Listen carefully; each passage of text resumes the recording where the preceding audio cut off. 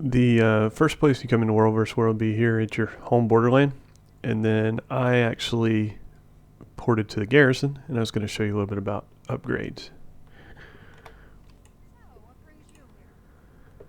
So basically you talk to the upgrade person at one of the supply depots, and then you can see that it costs silver and supply to do the upgrade on the structures. And reinforced walls and doors are kind of a huge upgrade and very well worth it. Also, the fortify keep is even that much better. But the cannon are very useful on the outer edges. I can show you those shortly. Mortars are great for taking down long-range siege, such as trebuchets and catapults and things like that. Also, the waypoint is really important, and that's how we got this one here in our current garrison. There's also personnel upgrades, I guess. You can hire a second worker so that they can do all the other upgrades, such as the walls and the cannon and things, much quicker. You can hire additional guards, and also you can hire patrols, upgrade your guards, hire services of merchants so you can actually repair and do your market, like your bank and so forth, inside this structure. Now all these take time to do. Generally the walls and the door goes decently quick, and the cannon's decently quick. In most structures you see, that'll be the extent of the upgrades. If we are able to hold stuff for a while, fortified keep is always good, and in your keeps, building waypoints is crucial to get around the map and defend well. Other than your upgrade vendor here, which is the quartermaster, generally in all structures next to the quartermaster is going to be a siege merchant, in the keeps of course, and they sell the siege that you'll see in this video, which are the flame rams, arrow carts, ballistas, catapults, trebuchet, and the alpha siege golem. Now we'll touch on this briefly, but it's a different video altogether, and you can get on the wiki and look at the recipes to do it. But all of this siege can be upgraded to a superior level siege that does 50% more damage than what these do. I also on the website have a forum for siege supply requirements that tell you how much supply you need to build each one of these sieges, what their range is, like how far they'll shoot, and also I've got the listing for the superior on there as well, and it shows that there is a 50% increase in damage. And that thread also tells you what each piece of siege hurts, like if it hurts a wall better or a gate better. Also, you can see badges of honor. I currently have 94 at the moment. You get these from killing other enemies inside of World vs. World, and occasionally they'll drop. You don't get too many. It's kind of low right now. I think ANET will probably increase that drop rate soon, but at the moment it's decently low. You probably get 40, 50 in a night. Sometimes you can do a little better if we're fighting a lot of people. And you can buy siege again with the badges. Basically, if you see how this is 6 silver, a badge is basically worth a piece of silver, is basically what it's going to translate to. So it's 6, 6, 10, 12, 24, 100. And again, here you go. 6 silver, 10 silver, 12 silver, 24, and then 100 silver or 1 gold. And then, of course, you can sell stuff here. But that's how you acquire the siege, and you buy it inside of World vs. World, and you can only use siege inside of World vs. World. You will not be able to drop it in any PvE areas or dungeons. Okay, let's move on to looking at some siege. Okay, I'm still in the garrison. I'd just like to show you a little bit of defensive siege. First, the burning oil, which is fantastic for killing golems and flame rams. So just walk up, click use, and you just kind of flip your camera around and you just pour it out. Simple as that. You've got the pour oil, and you also got tar, which tar as well to grab your foes inside and kind of hold them, and then you can pour your oil down on top of them. So I guess the oil is good if you get someone in a down state and someone's coming to try to res them. You can trap them with the tar and then pour the oil on them. Next, I'll run down and we'll take a look at the cannon. Cannon's got really good range and really good damage power. You can see anywhere where this target is green, you're allowed to shoot. The only downside to the cannon is you have to rotate it. It does it automatically, but sometimes when you need to fire quick and move over, people can actually dodge your shot before it gets turned, but it's generally not an issue. And you've got your fire shot. And this one is good to put conditions on your enemies. And of course this one will freeze them, so that one works well if you can get that one off. Now some of these have a longer cooldown on their shot, so you need to account for that 20-second cooldown, but if you can freeze a big group and then add bleed and fire on top of them, is something very valuable.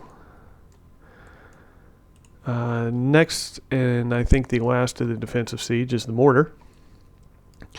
And this works very similar to catapults and trebuchets and things like that, to where your number 1 action and your number 3 action are going to turn them and give them the direction you want to shoot them in. And of course it gives you a nice little arrow to see which way you're shooting. Now the number 2 function, you just press and hold this in, and this is your power bar going up, and you'll get used to how hard you need to shoot things and what percentage. But a mortar shoots almost as far as a trebuchet. I believe it's just shy of what a trebuchet can shoot. So generally trebuchets are out of reach of mortar, but a lot of times they're not, and mortars can be devastating. They rip through siege so fast. And you also have 2 different shells in there.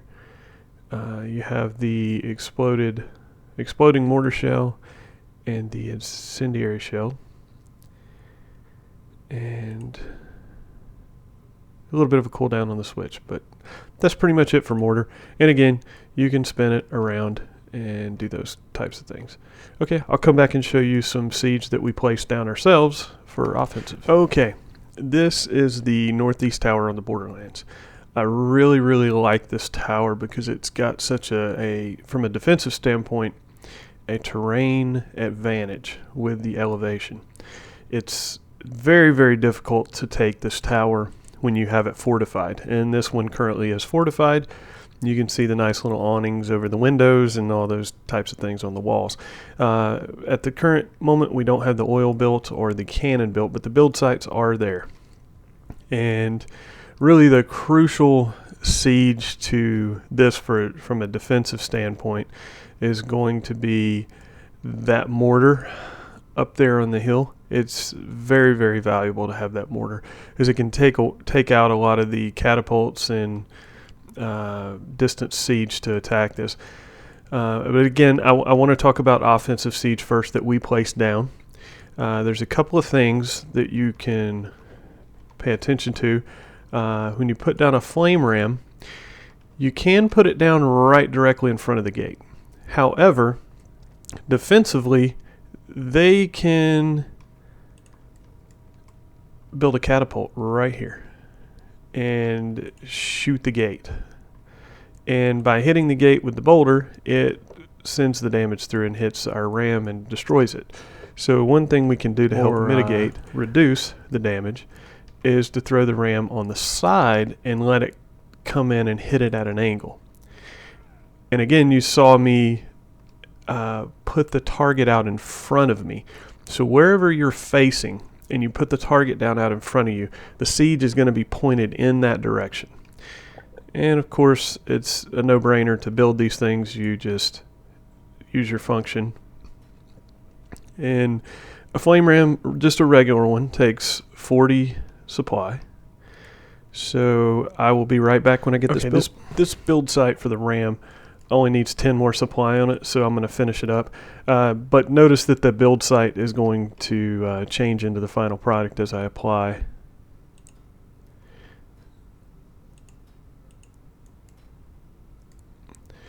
Okay, now this ram is ready to go. So it's completely built. One thing about the build sites is if they are shot at and hit or meleeed or anything like that by an enemy or an enemy NPC, the build site will take damage, and they go down quick, especially in a sieging scenario when you have enemies inside the tower. So if any of our guild drop siege, generally the rule of thumb is build it. We are very experienced in siege placement, so it happens from time to time, but we rarely put siege down in a bad spot. So the name of the game when you're putting down a build site, get it up quick, because it takes far less damage once it's built than in the build site scenario. So to use the ram, you just go over and hit the function, you're on it. You need to click your target for the ram. So in this case, I'm clicking the gate. And because this is a friendly gate, it's not going to work. But see how we're on the side, and when that catapult and hits the gate from the inside to the out to use damage through the gate to hit your ram, being on the side will help alleviate that damage. And another little trick you can do is actually stand behind the ram or on this side to use it. And see, I can be this far back and use the ram, and I'm still going to be able to hit the gate. And when that splash damage from the catapult comes through, it won't hit you this far back away from the gate and knock you off the ram. So your ram will take a little bit of damage, but a lot less than just building it in front of the gate. And typically we will build a ram on each side of the gate when we're going after the gate. But you need to make sure that the oil is not built and ready to be used, and the cannon are down before you drop rams, or they're just going to go down really, really fast and be really ineffective and a waste of supply, which is the most valuable thing in World vs. World. Is this number right here. I currently have 0, and that's bad. You always want to carry 10 supply at all times. One other function on the flame ram is the flame blast. So if you're sitting here using this and someone comes up near you to start meleeing, you can flame this thing up, and the flame will actually hurt the enemy in melee range, and then you can jump off after they've got a little bit of condition damage and destroy them. There are a couple other siege for offensive that you can use. A catapult here is a good distance siege, and basically it works the same as the mortar. You're going to be able to use the number 1 and the number 3 function to spin it right and left, to spin it around, to aim it, and then you have your number 2 key is going to shoot the power or the distance as far as it's going to shoot. Trebuchet works exactly the same way, but you can notice that the distance on the trebuchet is 1,000 units. It's hard to explain how far that distance is. For a trebuchet, that is a long way. Basically, a trebuchet can shoot from that large structure off in the distance. You can shoot from inside there all the way over and hit this wall. So that's kind of your gauge so you can shoot from here to here. That's your gauge of the 10,000.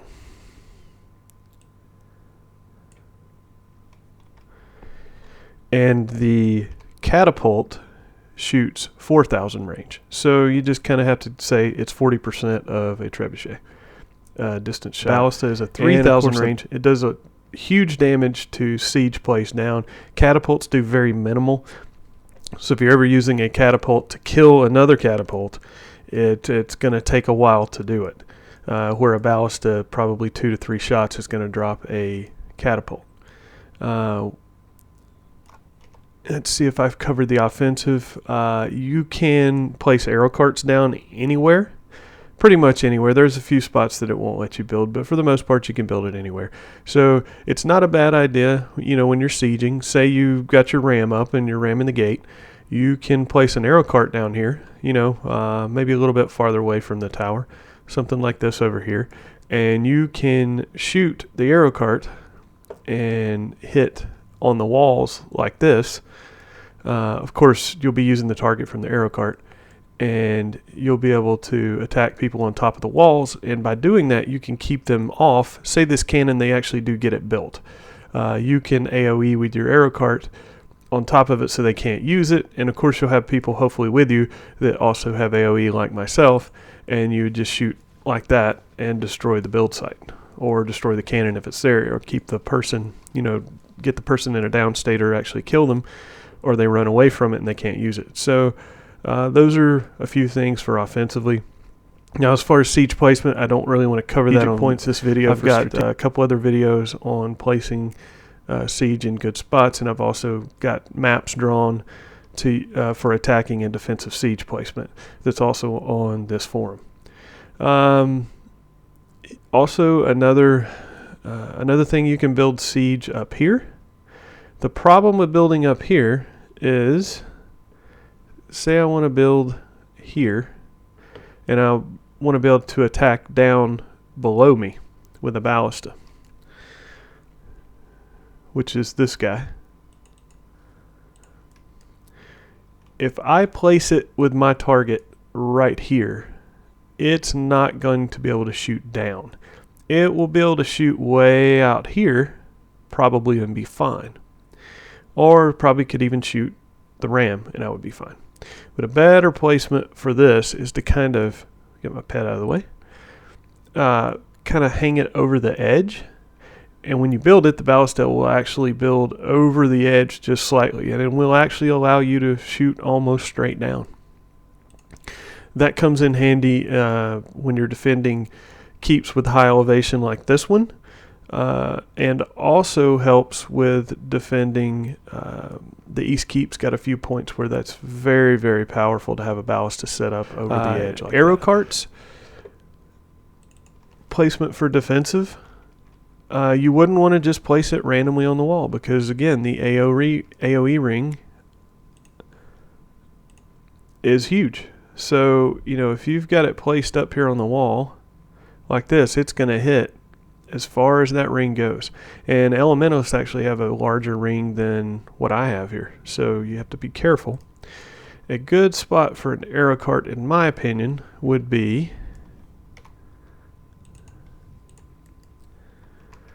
right here. Just kind of build it on the back edge away from that wall. And the point of doing this is to stay away from that AoE ring when they're shooting from the side.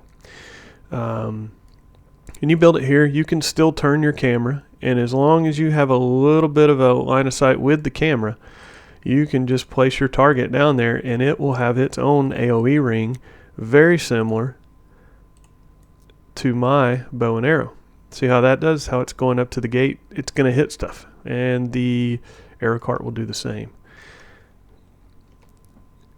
There are also siege golems on top of the siege that I've already talked about. They are the only movable siege currently in the game, and it's just basically a big robot you get inside of and you drive it. You can't, and they do a large damage to gates. They don't really hurt walls. That's another thing I need to touch on this siege, but probably not for this video so much. Basically, if you want to attack a gate, you want to use a golem or a ram, best case scenario. If you want to attack a wall, you want to use a trebuchet or a catapult. Ballistas do minimal damage to gates, and they don't hurt walls. If they do, it's very, very small. They do, light damage to the gate. And then an arrow cart, it does a little light damage to the gate, but it's not gonna take it down. Therefore, suppressing groups of people, and I believe the AoE cap on this is about 50 people. It's 30 to 50 people. Unlike your normal AoE from your attack is capped at 5 enemies. The arrow cart, or actually all siege, is pretty high. It's like 30 to 50. But again, trebuchets for walls, catapults for walls, rams and golems for gates. And what you see here in my inventory, I've got some superior siege that I've made, and that can be covered in a different video, or just a simple post on the forum if you need to know the recipe. You can look it up on the wiki. Very simple. It's a little bit of you buy a siege book from the Mystic Forge vendor, and you need 2 prints for these 4 siege. You throw that in the Mystic Forge and it gives you 1 superior unit. And the advantage to using superior is it is 50% more damage than the normal siege and just slightly more supply. You can see a normal flame ram takes 40 supply and a superior takes 50 supply. So if you have 10 people running around and you throw 2 superior flame rams down, that's going to be the equivalent of putting 3 normal rams down for the damage output for only 20 more supply. So if you have 10 people, essentially you can, 3 of the regular rams would normally be 120 supply, and you can get the same damage output with only 2 pieces of siege for 100 supply. So it's 20 less supply and does more damage. So they're definitely worth it. We typically only use superior siege.